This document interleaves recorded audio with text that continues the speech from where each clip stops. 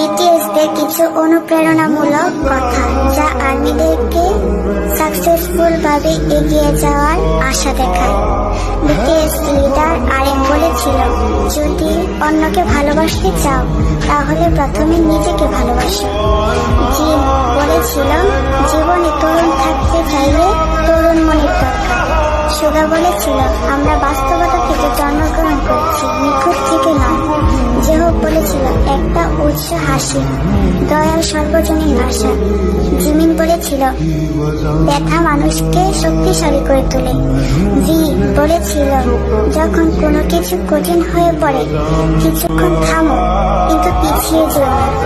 Jungkook বলেছিল, বাঁচতে হলে প্রথমে নিজেকে ভালোবাসতে হবে, এটা স্বার্থপরতা নয়। সত্যি, তারা আমাদের আইডলই নয়, তারা আমাদের একজন শিক্ষক। তারা শিখিয়েছে জীবনে কঠিন পরিস্থিতিতেও নিজেকে কিভাবে এগিয়ে নিয়ে যেতে হয়। আমি গর্বিত কারণ আমি বিটিএস আর্মি।